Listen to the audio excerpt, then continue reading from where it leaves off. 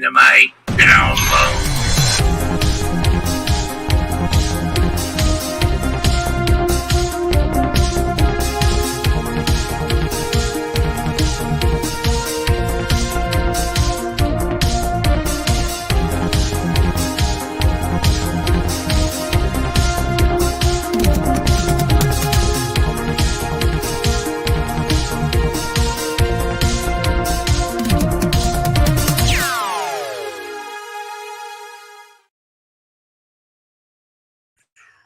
What is up, everybody? Here we are. We're back in there, coming at you live from the Dynamite Download Studio where SPD's at, and Mind Runner holding down the fort, back with the bright lights, flexing it up with Outrunner style.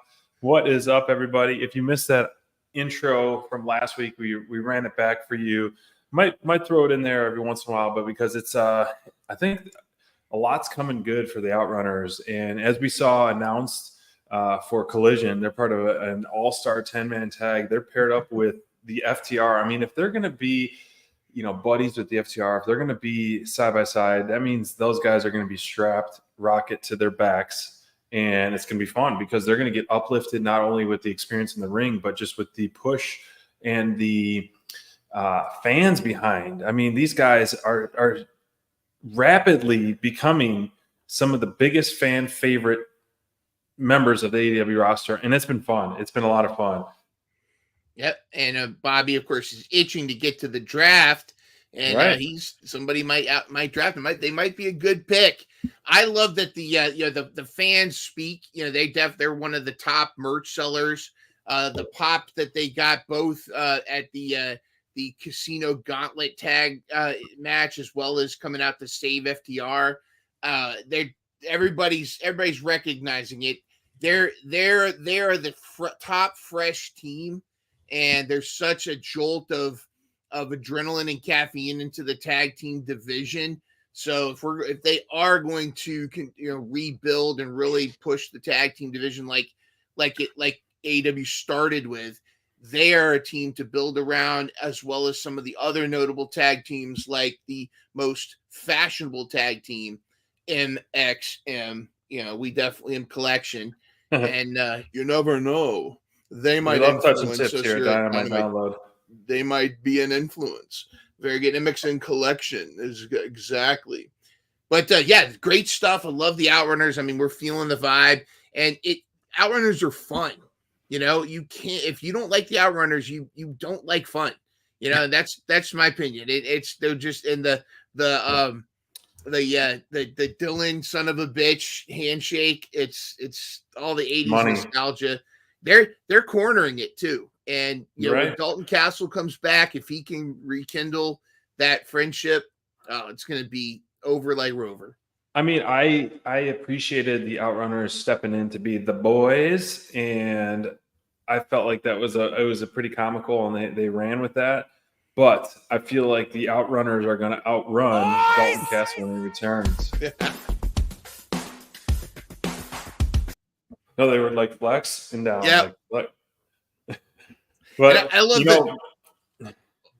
I love the reactions that FTR had when they were flexing, and vice versa. It was like they were taking bumps for the flex. That's great, and FTR gets them. You can tell it. You're right. And, as we're seeing in the chat, we'll touch a little bit about right now, and then we'll also touch a little bit about later in our show. But the draft season 4 coming up rapidly. Last night when I was watching the show, I was going through and I was making my Tony Khan style spreadsheet of who's going to be my A team, B team, C team. And I have my, just by memorization, I was writing down these columns, not to give away my strategy, but I was like, doing all this, and then my dad would look at the sheet. He's like, "What are these? How do you remember all these names?" I'm like, "These are all these wrestlers. At any given show, you can have, 30 to 40 wrestlers be featured on a card, which is especially the way that Tony Khan likes to book shows with the all-star 10-man, 16-man, and 45-man matches and all that."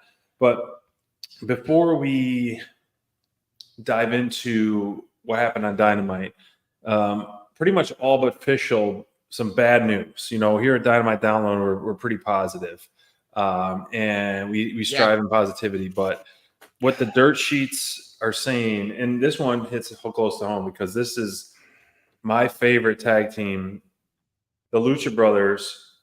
All but sounds like they signed with the WWE, and good for them if that was their end game and that was their goal, personal and career wise. By all means, I completely agree. I think WWE is the pinnacle of wrestling right now, or has been, and for a while. And AEW is still striving to get better and better and better. But there are so many from an outsider looking in, plus talking to people, so many pros and cons of both sides of the playing field.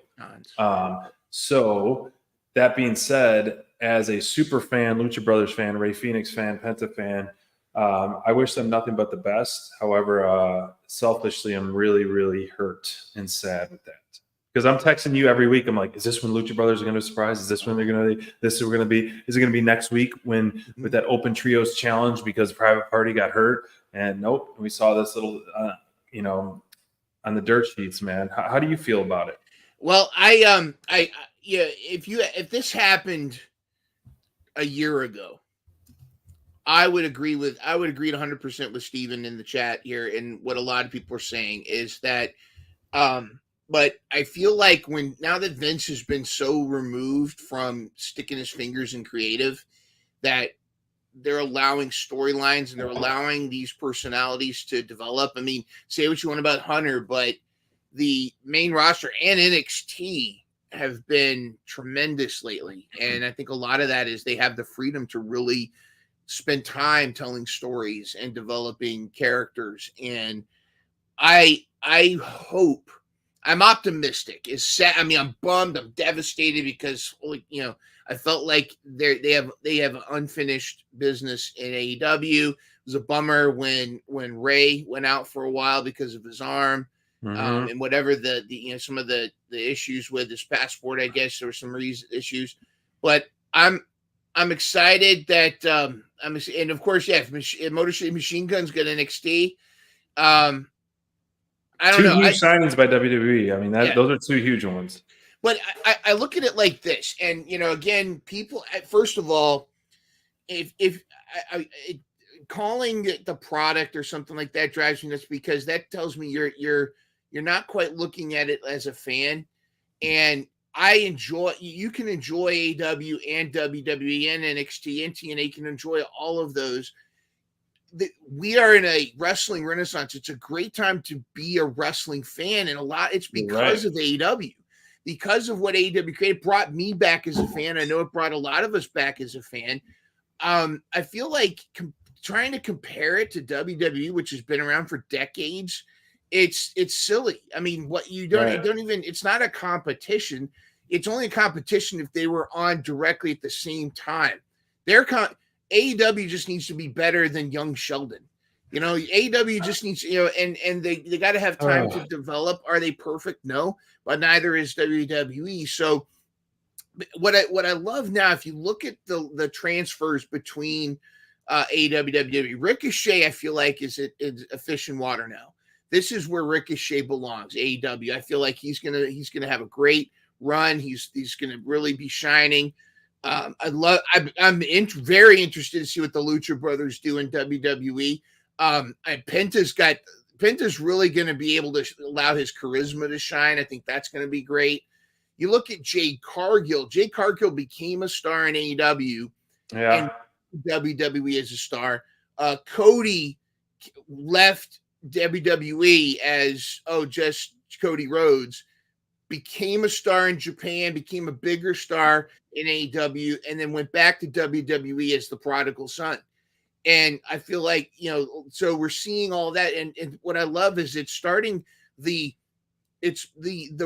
path between WWE. It's no longer being seen as a downgrade or upgrade. It's creating new opportunities. And that's where I see it now. If somebody WWE, it's not the death sentence if they get future endeavored or they lose their thing. And you look at Mustafa Ali and Matt Mona are killing it on the indies. So I feel like it's a much better time. And is it cope? Maybe a little bit, because I wish Lucha Brothers were still in AEW, but I'm wishing them the best, and I think they're gonna kill it, and it's gonna be interesting to see them in Motor City Machine Guns. We'll see.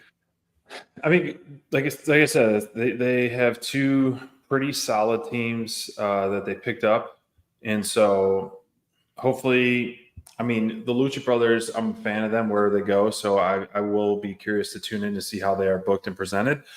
So that we'll see how it turns out. It's a bummer. It's a big bummer, but let's shift back to positivity. A couple great things coming. And Bobby, you just brought up a great point, which we will touch base on a little bit later, because I did see a little rumblings of that. If Perazo should start a group, and that's exactly what we talked about the last couple of weeks. Women factions going in. So that's something I do want to touch base a little bit about later in the show. Something to ponder for those of you in the chat. Who would you book with a Deonna Perazo group and women's factions?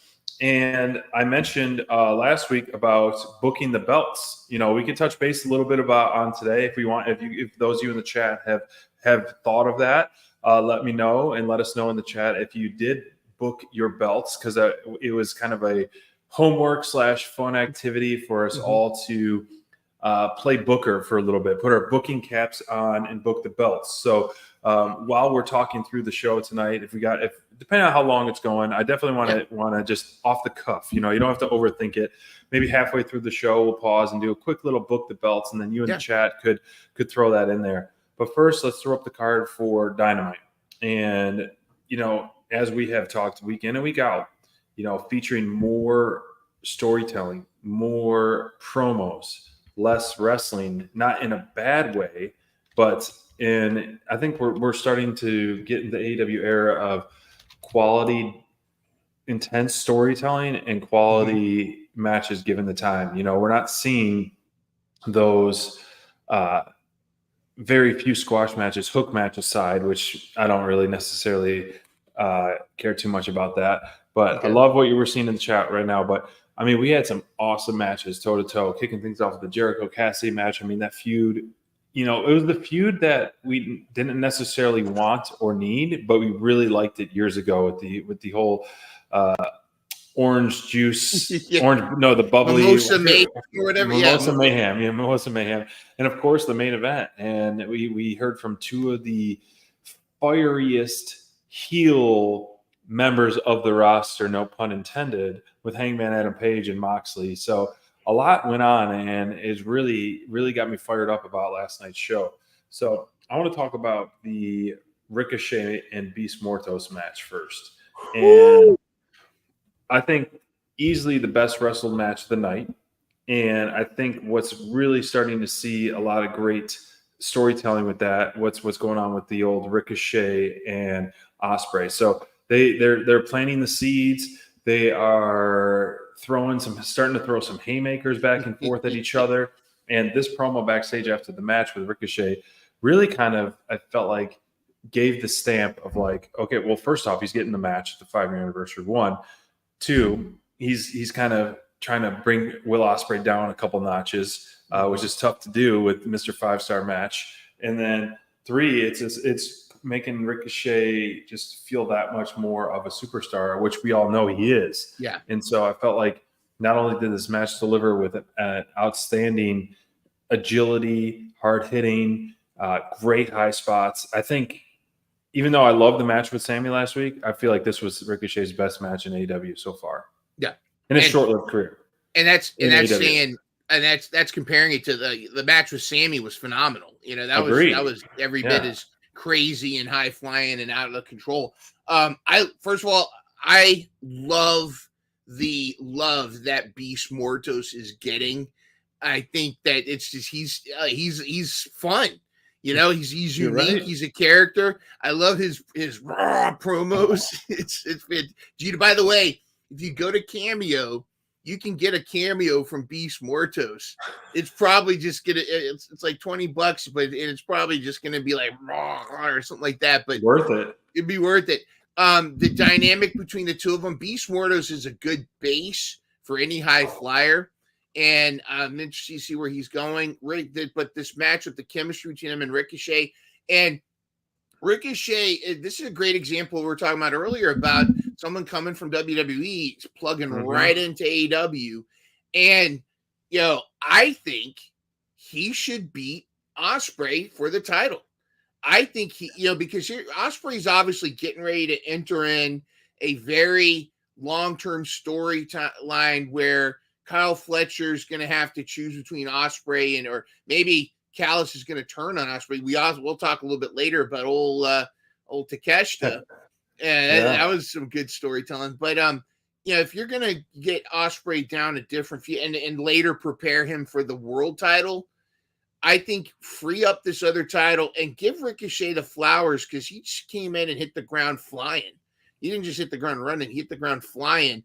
I say give it to Ricochet and let him represent the is it the Intercontinental title? What's international title, and let him represent and be the new champ. That's just my thoughts, but give this kid the rocket he deserves. I feel like so far they've been doing a really good job, AEW, as of late, of pushing new signees to gold and or top spots, such as giving Ospreay, it was a great shot, giving Ospreay the belt, giving him a lot of opportunity, giving Okada the belt, giving Mercedes a belt. And so I think that's important to help keep the momentum going. And I agree with you. As much as I think Ospreay could and should be Mr. Untouchable, I feel like there's an opportunity to really elevate Ricochet, and I feel like it would be a good opportunity. Now, Ospreay already lost the belt once to a non-clean finish with the Dynamite Diamond ring to MJF. He lost to a proud American, though. What are you talking about? So I feel like you could. I don't know what kind of shenanigans if you did do any shenanigans. Do you give Ricochet that clean win, or no? Because how would you want to have? I think you want to have Callis interrupt this. I think, and I don't know. I think something may go on. Here's why: because you do, because you want the room to run this back, where Will Ospreay can come back and say, "Hey, we never faced. It wasn't a clean finish. Let's get a clean finish." I wouldn't be mad at a clean finish because Will has already lost to Swerve Strickland. He's already ended his undefeated streak, if you will, when he came in. I would like to. Ricochet needs to be the one to get that undefeated streak, and I think and some people I think I saw online were arguing it's too soon to do the Ricochet Ospreay. No, I think Ospreay, Will has already established himself as a superstar that we knew he would be. So he doesn't need a title for that. He can continue to develop the storyline with Callis, whatever. And eventually, we want him in the main title picture very, within the next year, and we want to see him and Swerve back in that back and forth. So why not reward Ricochet for coming over and kind of a little bit of a thumb the nose to the naysayers and give him the strap, give him the international championship. Let him go on a streak of defending it. Let him defend it outside of AEW. Let him go to CMLL. Let him go to Japan and defend because it's international. True. Let's get Ricochet and Pac. That would. I mean, let's do it. Let's light a fire on that rocket and send him in there. No, I think you're, as much as an Ospreay fan as I am, because he's one of, if not my favorite on the roster is right now. I agree with you. I think it would be a good opportunity to establish a new star in AEW with this and moving forward. And then you could almost play, role reversal, where if Ricochet wins, then he's like, Ospreay, now you got to get some wins under your belt if you want to challenge me. You could do the role reversal thing, which I think would be pretty funny to do. So, I regardless of the outcome, like we have said many times, we're all going to win this in this match. This is just going yeah. to be a banger after banger after banger match. Shoot. And we're all going to win as fans with Ricochet versus Will Ospreay, and it's just going to deliver tenfold. Give them the time to shine and let them cook all night long with that. So I'm excited for that one. 5-year anniversary show. Ospreay's got a busy couple weeks, man. He's got some big matches. He had a big one last night on Dynamite. He's got a big one next week for the tag titles. And then he's putting out his title up for that. So where's Ospreay going to go in his draft? I had him last year in season 3, and we'll see who gets to pick him and how high he goes. I think he definitely is a first-round pick. We'll see. Yeah, we'll see. No, I don't know about it. So I want to talk about the women's tag match. Another thing that we've been talking about, the women's tag division. So we'll talk about that, and then that'll be a good segue to talk about how if we were to book a Perazo faction, which I think is very compelling. I really love factions. So as mentioned last week, because we know the AEW team is listening to DD, and they always take in our advices because it seems so often that we get some of our hot takes thrown into the mix on TV. Yeah, so, but this tag match, let's talk about it. How did you think of this one win? Because I love the storytelling Mariah May was doing. I love just like her little nuances and her lack of contribution to this match. But it's fun to see Yuka and Queen get a really nice opportunity to shine. So what are you thinking? I think it's tremendous. If anybody that was able to catch Collision, you would understand the stake on the story between Queen Aminata and Serena Deeb, because Serena Deeb has been bragging about almost like a learning tree. She's been saying that the Deeb Dojo and trying to recruit Queen Aminata as a pupil, but Queen Aminata, who is the one and only, she said she didn't need her advice, and so Serena was like, well, watch this. So then Serena goes out and gets the L from Yuka, and then Queen Aminata said, was that how we're supposed to get it done? And of course that pissed off Serena Deeb, so now there's a definite feud there. I think Serena Deeb needs to really lean into that villain. I don't think her giving somebody a flag or a towel or whatever she's doing is working, because lately nobody wants it. Like, she'll hand it to somebody like, oh, thank you, I needed a blanket or something.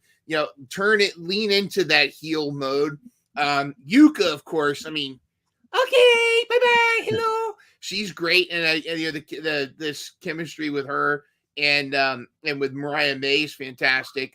Queen Aminata, I'm not trying to spoil my draft picks, but she's high on my list in the women's division. But I thought overall this was great. And the way Mariah May is playing such a great heel, letting Serena Deeb do all the dirty work and just be glamorous. I was a little creeped out at the Mina promo. I don't know what's going on with Mina's color contacts, but so that was a little creeped out. But this is just classic. She's playing the role. She's worthy of the championship. She's playing a great heel champion, and and plus she's got the skill. We know she's got the skill in the ring. So she has the poker chips to do something like this. Whereas in the past there may have been some champions, not naming names, that didn't have the skill, and so they sat out. This one, she's got it, and she's gonna plug into and her reactions too, like when Yuka Sakazaki won and then she attacked Yuka, and then Yuka roundhouse whatever for the bicycle kicked her in the face or something. She knows how to emote. She knows how to get the crowd either behind her or against her. Her interactions with Nigel on the commentary were tremendous. So yeah, I thought this is what the women's division needs, is more matches like these where you've got multiple storylines meshing. I'm excited. I think this was a great overall. It perpetuated a lot with the women's division. We need more, but it worked. Yes, I think it was a great match to add to the card last night, and it delivered, and it was able to show us new faces for those if they're just tuning in, as well as some familiar ones that are returning. But let's talk about what threw out in the chat, and if you're seeing it online, is the possibility of a faction being built around her. And, like I mentioned, DD brought this up last week. You can timestamp it and rewatch our show, or if it was 2 weeks ago, 1 or 2 weeks ago, we brought this up about factions. I mentioned how we want more factions.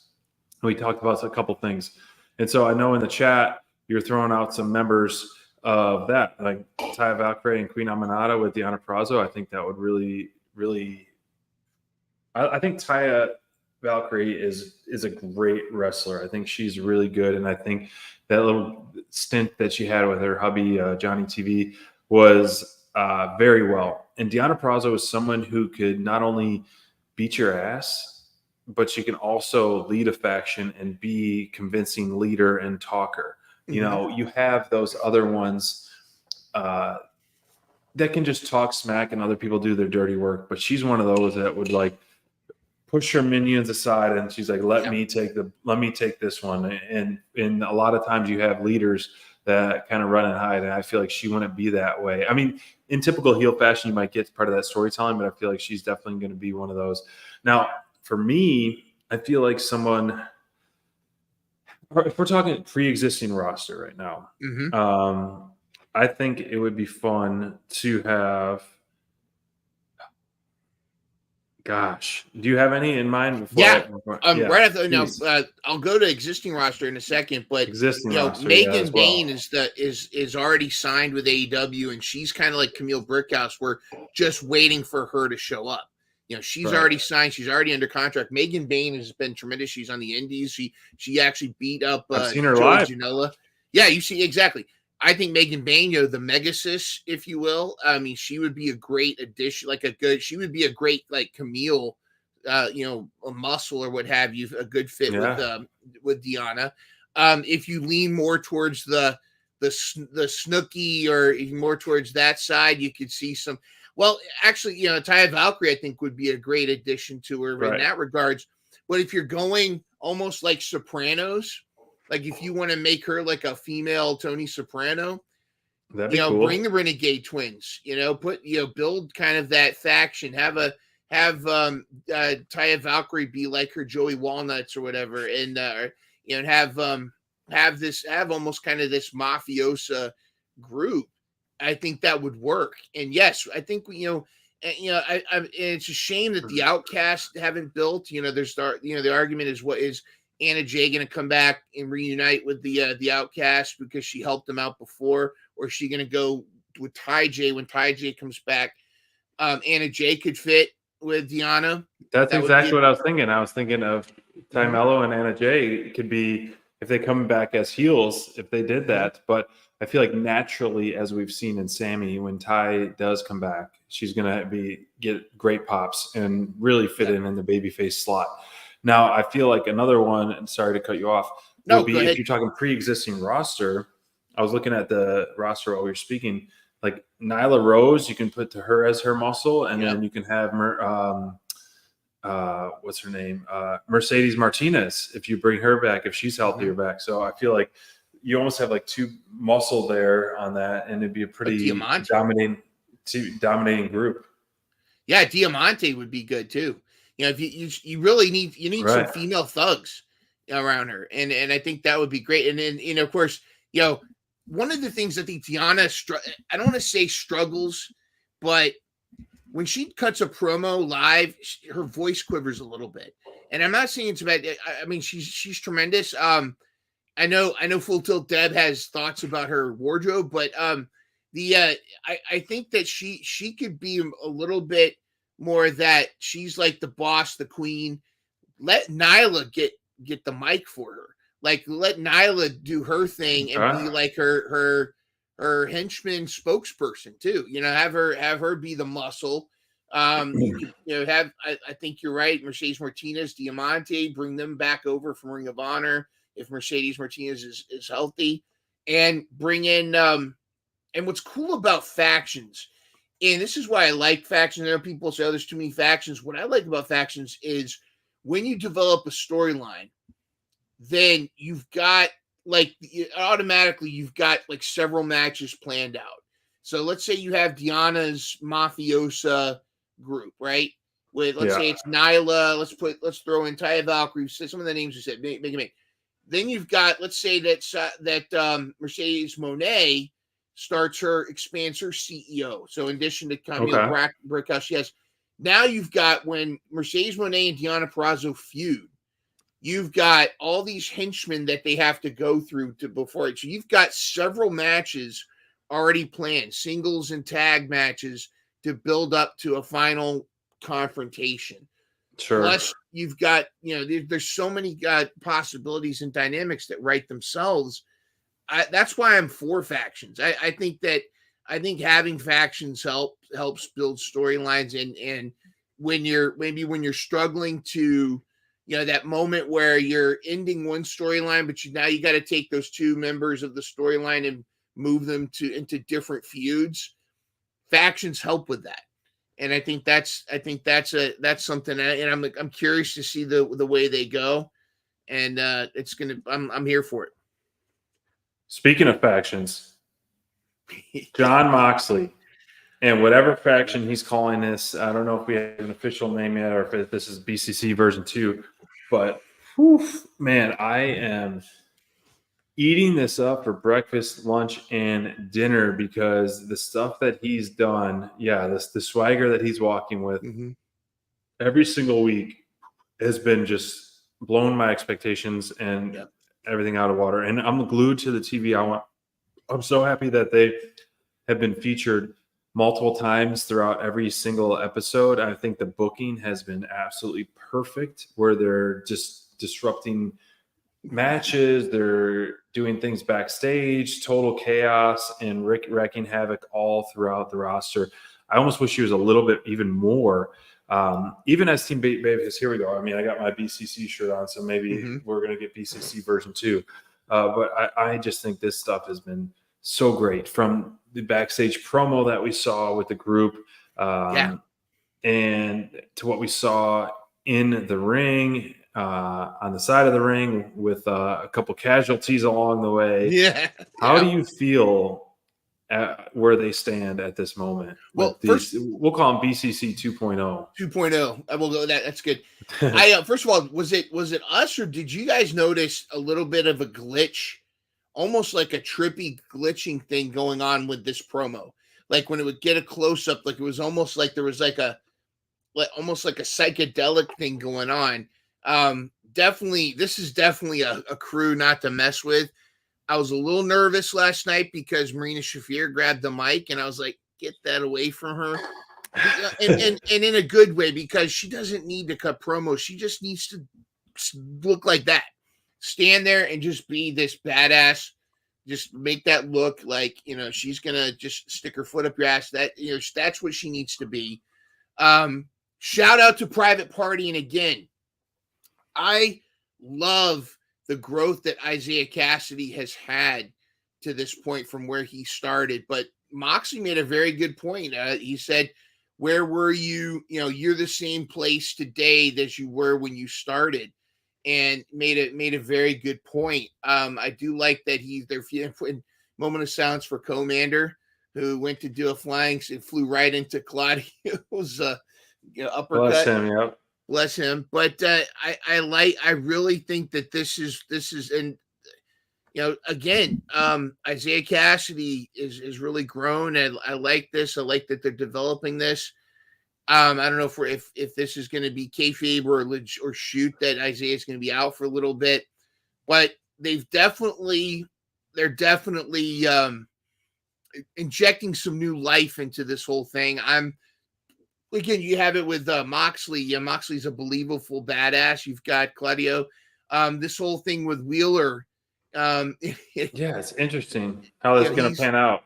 He's kind of looks like he's choosing a different path. It's going to be interesting to see how they continue this. Just like with Hangman, though, there is one person that lurks in the back that they probably don't want to try to take out, and that's a certain Murder Hawk. But imagine Murder Hawk joining this crew. That would be insane. Replacing Yuta. I don't know. Anyways, I think this has been great. I'm very curious to see the direction it's going. And I'm also curious to see how this fits in with the EVPs. Are the EVPs just going to kind of let them run amok, or are they going to be a feud, or is this going to be a thing where the AEW strong come back? One thing my overbooking though was, because now we've got Darby. Darby's going to be, he's got this feud with Moxley, but imagine Moxley, Pac, Claudio calling out, Darby, and now with Isaiah Cassidy injured, let's say it's Darby, Mark Quinn, and they need a third member, and they're scrambling to get a third member, and then all of a sudden you hear, the world is cold, you better bundle up. The returning Eddie Kingston. How does Eddie Kingston factor into this, with Moxley, his boy? Interesting, yeah. And the heat he's got with Claudio. Eddie Kingston is going to be the monkey wrench in Moxley's plans, because I feel like Mox is going to run amok with this group. They're going to cause all this. They're going to run roughshod, and then Eddie's going to come back, and that's going to be the oh crap moment, and when things really start to turn. Yeah, I wonder what his progress is that's healing, but that would be interesting. A great way to return, especially with these three guys he's had so much beef with over the last few years. So I think that would be a perfect way to reinsert him into the AEW landscape when he's cleared to return. So I think I can't remember when he got injured, but I think he's still got a little ways. I mean, broken legs and stuff, they take a little while. Yeah. But man, this feud, or these guys are just running roughshod. That hammer spot was absolutely brutal. And I do like how Mox is spitting truth like that. It's same thing. He said something similar to Darby. As we touched base on last week, how he's like, 5 years ago you weren't ready, 2 years ago ready. Right now you're not ready to be champion. So, and he's calling out Private Party. So I wonder if this is like legit, that he sees like this so much potential in people like Private Party and people like Darby, and he's inserting them into his feuds and his wrath war path that he's been going on. So I don't know, man. I'm curious to see where this goes, and it's one of the more compelling things on AEW television, in my opinion, every single week, because I'm curious of what's happening and where they go. Because to touch base on what I mentioned earlier, this is kind of a good segue, I guess. We're going to talk about booking the belts. So this week, we're going to book the belts. We're going to book 4 belts this week, and we're going to book 4 belts next week. So we're going to split it up. So this is just for fun, nothing serious, just to kind of throw in our own booking cap. So this week, we are going to book, I'm looking at the roster page right now. So we're going to do left side, then right side. So we're gonna book some heavy hitters. We're gonna book AEW World Champion, AEW Women's World Champion, International Champion, and TNT Champion. So if you were the booker, if you were to book let's say you have the roster and the landscape right now, and all belts were vacated, who would you book for the World Men's, World Women's, International, and TNT? All right, International and TNT. All right, I'm gonna go. All right, women's, Jamie Hayter. Okay. I think Jamie Hayter, plug her in. Jamie Hayter for the women's champion. But again, I like Mariah May as champion right now. Our little asterisk is we're happy with what's there. But this is just fantasy booking if it was just a blank slate at the moment. I can, all right. I'm gonna make my answers as the feud for the belt. Okay. And if that, like who I want, but I'll tell you what, I'm going to say who has the belt and then who I want their number one feud to be with. Yeah. So Jamie Hayter, but I want her feud to be with Mariah May. I think that would be tremendous. World title, I want Swerve back with the belt, but feuding with Ospreay. I want that to be. International title, I want Ricochet, but I want Ricochet feuding with Pac. Actually, I think a Ricochet Pac feud would be insane. And they said TNT title. I like heels being champions. Jack Perry having that, this metamorphosis. Full Tilt Deb's not a fan. I like it, but who does she like other than Sting? Kenny Omega, Moxley. No, she's got a long list, but it's Jack Perry's getting on our nerves. I almost think that the TNT champion should be, give it to. All right, if you're going to get rid of, I do kind of like I like this pick, Steven. If you're going to separate Yuta from this BCC group, put him in contention for TNT because he's been around. He's been working pretty hard. I would put, but I actually think Mark Briscoe would be. Let someone else. Yeah, let him be TNT champion. Let someone else be the Ring of Honor champion. No, but here's the thing. I want Mark Briscoe, but here's who I think should be TNT champion. And he'll be a working champion, but no one's going to defeat him for a long time. My TNT champion is the Murder Hawk Lance Archer. Okay, Pull the trigger on Lance Archer. Give him the TNT title and let him have a long reign, but also every week he's beating the crap out of people. Then you have folks like Mark Briscoe, Kyle O'Reilly, people that step up to him and hold their own, but he still can just destroy them. I think it's time to pull the trigger on Murder Hawk and give him some gold. Yeah. Yeah. I mean, we've always said that, and I completely agree with that. I think, man, I would love for Murder Hawk to have some gold, but okay. So my picks just kind of, I haven't overbooked or overthought of this. Mm-hmm. The world title, I would say, I would love to see Mox have it again. Eventually, or I would love to have Mox on it with what he's doing right now. Mm-hmm. Mox being a world title and just doing this, wrecking havoc, being just this crazy lunatic fringe type of guy. I would put. It's funny you say that, Steven. I would put the international title on Malachi Black. I think that would be pretty cool to see that for that, and then he has his faction with him. The TNT title, I would put back on. I hate to. I'm like doing repeats. Oh, TNT title with Jay White. I think Jay White would be good with the TNT title, and then the women's world title. I mean, I have to agree with you. I think Jamie Hayter would getting that for the second time would be great. Run with it with her new transformation. Yes, that's how I would do it. I like it. I like it. Of course, the bias is coming out. I like this idea from the Brain, of course. Thunder being the first TBS and world champion. Now, I don't think. I think technically, I don't know. We'd have to look at the rule books, but would Thunder be the first crossover champion that has a former world champion that has become the TBS champion? Because that really has to do with whether or not you count Nyla as TBS champion. No, you do not count her as that. Possession is 10/10 of the law, I don't know. Right. No, I wouldn't count her as that. That's for sure. But she was close. All right. So next week we'll do the TBS, the trios, the tags, and the Continental Breakfast Championship. Continental Breakfast. For a little session of Book the Belts. Speaking of Continental Breakfast Champions, let's talk about the main event. While we got some time. Main event, Young Bucks versus Okada and Ospreay, Takeshita, and Fletcher, the unlikely Don Callis family trios that we saw. Yeah. A lot of tension going on with this, but they did prevail in the end. And so you saw the brotherly love all match with Fletcher and Ospreay.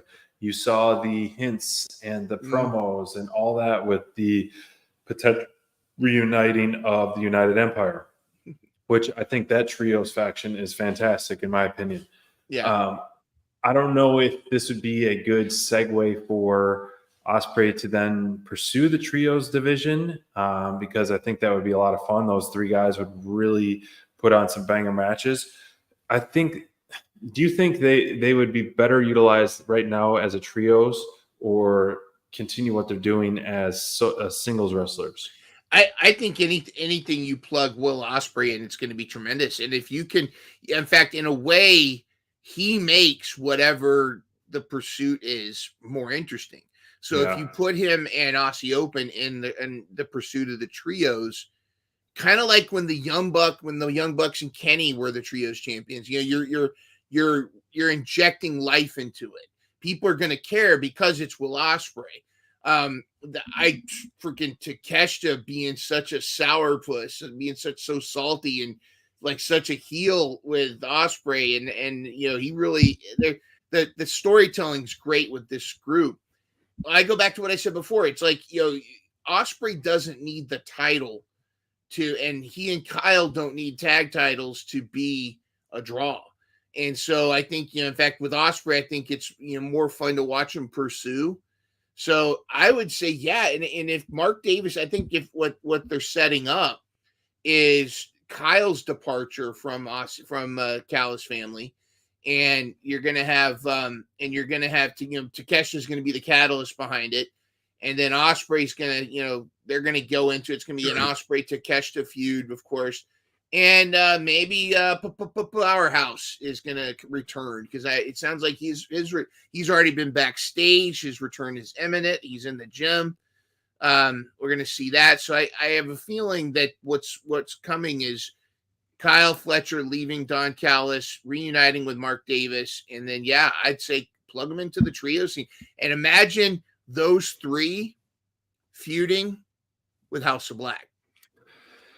Yeah, you could do House of Black. You can do this trio, run this trios again. You could throw the Guns or the Bang Bang Gang in there. Yep. You could, you got that Top Flight trios. Let's see who else could be really. I mean, the conglomeration trios. You got the United Empire. I mean, there's a lot of those trios out there. But I think that you would establish the trios out there. I mean, obviously, you'd have to beat the BCC 2.0 for those trios belts, unless they get vacated somehow. Yeah. But reading the chat, like if you went the route, if Ricochet wins, okay, cool, all that, then wins the belt and then moves on and starts his title run. But if, let's say, Don Callis tries to help Ospreay, got it. Help Ospreay, but Ospreay still wins the belt, and then that sets up the Takeshita Ospreay match. Then Callis officially turns on Ospreay, allowing Takeshita to win and win the belt. And so then you finally cut ties that way, type of Kenny Omega type of thing where, hitting him with a mic or whatever it may be, costing Ospreay the belt against Takeshita.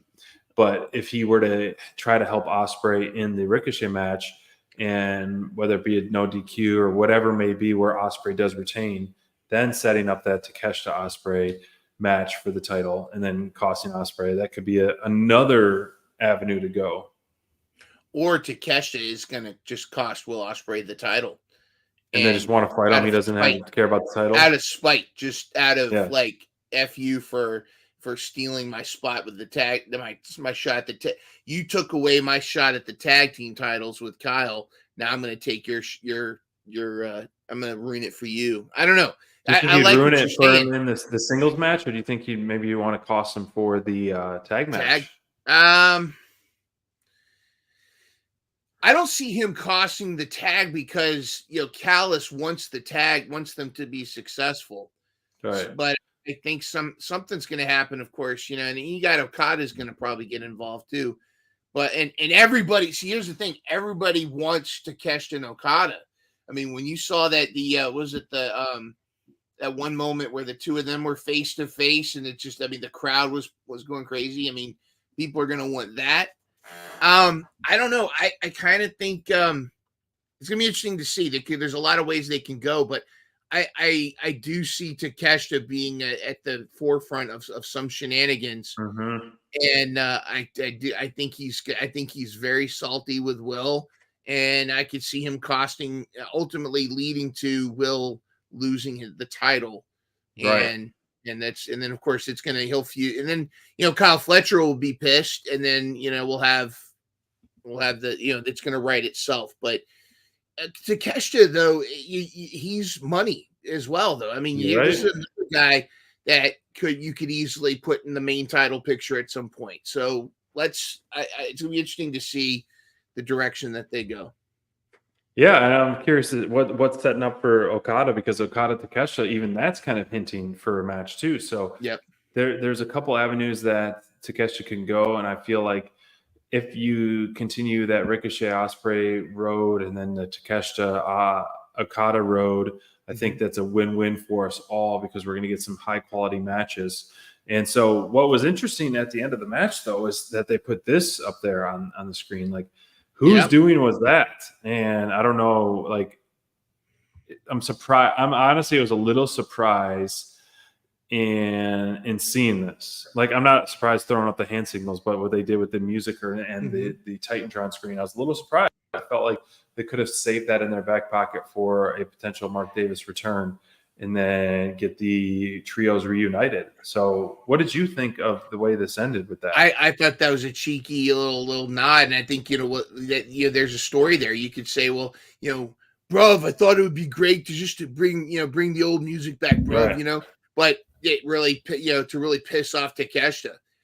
Callis doesn't care. Of course, Callis is also playing 4D chess right now. He's well aware of Ospreay's allegiances, and I could, he just wants, champions in his stable. But I guarantee Takesha's got FOMO with this whole thing, and it just adds salt to the wound. So it's kind of like when you got your partner, and then suddenly Will Ospreay's pulling them back, and it's kind of like I get it with Takeshita. It's like, all right, you just kicked me out of this thing, and now I'm salty with it. He should be mad at Callis, but he's got red eyes targeted on Ospreay, and that was just an extra little salt in the wound for old Takeshita there. Speaking of red eyes, Hangman Page has fire in his eyes, and the fire has not burned down yet. Ever since he burned down Swerve's house, the fire in his eyes has only grown. And as he said, if there was 1,000 of Swerve's houses, he would have burned them all down. And man, this guy is fired up. No pun intended there.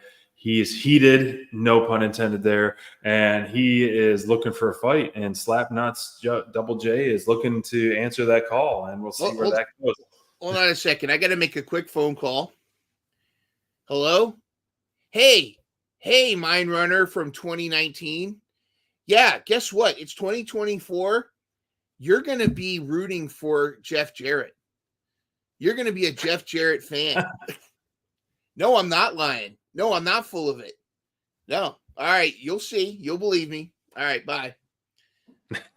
If that really happened, 2019 Mind Runner would never believe that I'd be a Jeff Jarrett fan, let alone as a baby, rooting for him as a baby face in a feud with Hangman Page or anybody.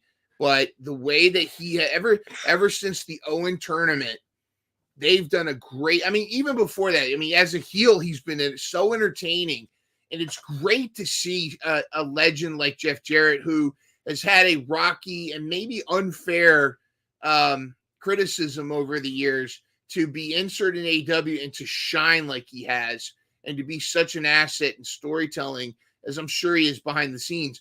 But this is such a great feud for Hangman. Is there any doubt Hangman's going to destroy him? No. But this is such a great story. And for Slapnuts to just be like, I don't care. I might be an old man. You might take me down, but I'm going down swinging and spitting in your eye. And I love this. And what are we going to see Hanger try to take on Satnam? Yeah, let's see that happen. Let's see him try to do a buckshot lariat on that. Oh my gosh. I would love to see that. Steven, it's funny you said that, because actually I just took a screenshot of this the other day, and I actually do like this shirt. I might consider getting this shirt. I just bought myself some cowboy boots the other day, being down in the South, and so I'm like, this shirt would look pretty good with some jeans and my cowboy boots, the Last Outlaw. So I do like this shirt by Double J. And you're right, man. If you're thinking of a crystal ball years ago, thinking Double J versus Hangman and AEW and rooting for Jeff Jarrett, yeah, I would have never, ever thought of that. This was me. Ever. This was me. Like this, I'm with you. I get it, dude. I never thought I'd be like this, but I'm there. I'm there. How can you not root for him? Because Jeff Jarrett has had such a great career, for one, and whether you have been a fan of him or not throughout his career, I feel like the stuff that he's been doing as of late, ever since the tournament, like you mentioned, with those promos and that one backstage vignette where he's just pouring his heart out. And then I think the way he just has been carrying himself in matches and proven himself that he can still go, like you have to naturally root for the guy just because of what he's giving to every match, every single time. And so, and on the pre-shows and stuff. So I think, man, Slapnuts is doing some good stuff. And if he's putting himself in the line of fire with Hangman, and that says a lot. I think it's tremendous. And, Karen Jarrett is always good for being a shrieking harpy, but she's been great. But I'm getting the bug here. If you indulge me for just 2 minutes, I got an overbooking by Mindrunner.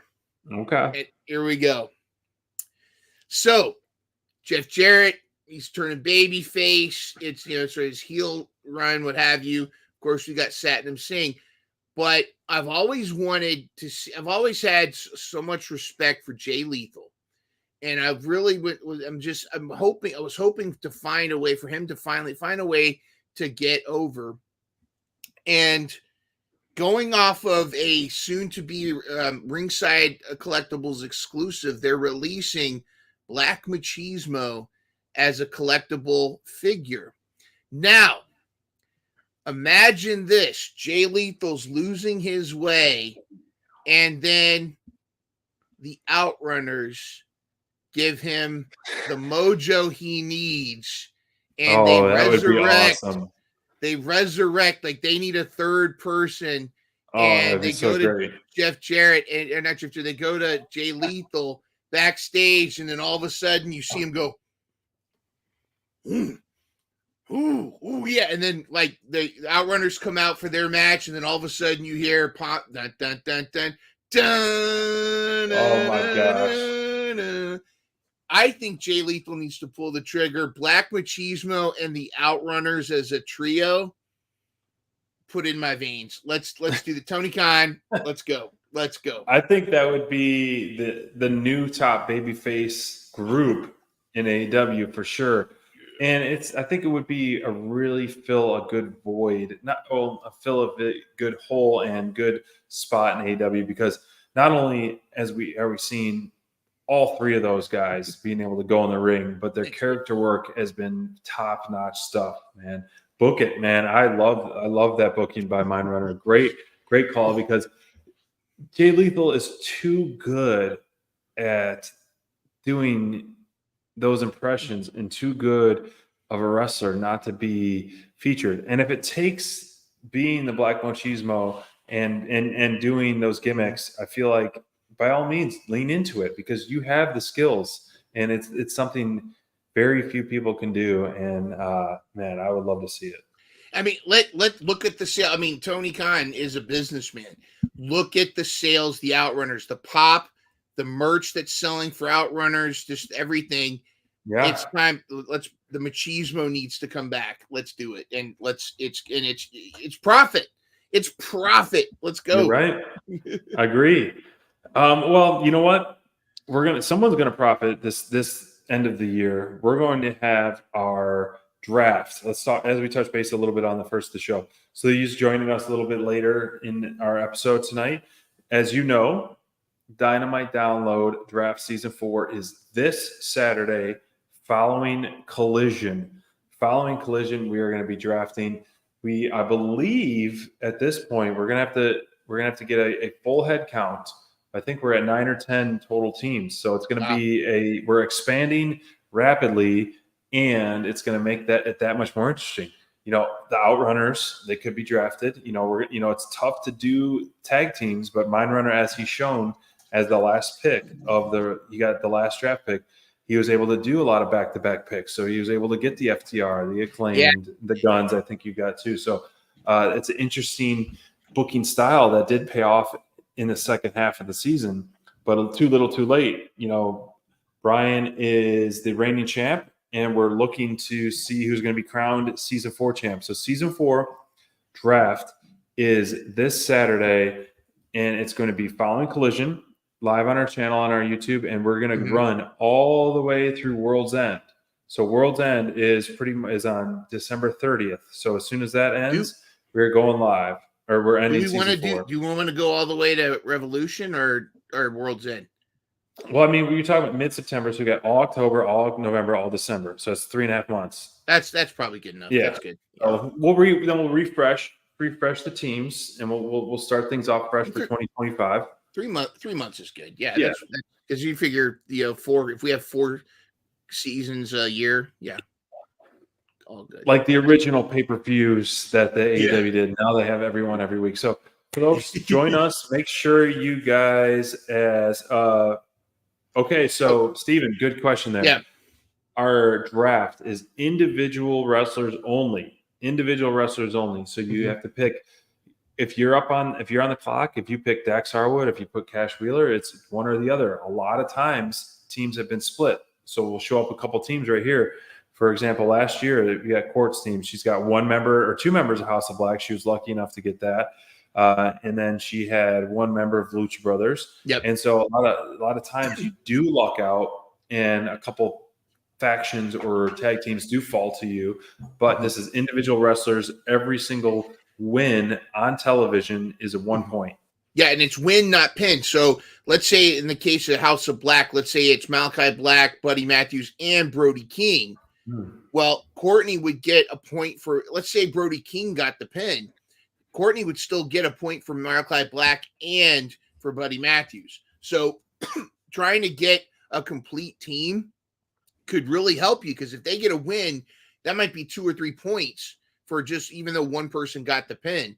But then there's also, but what I learned the hard way was with full, I had FTR, and they were both out for so long. So that was 2 spots that were out for a significant amount of time and put me behind. And the Acclaimed, outside the Acclaimed and the Guns.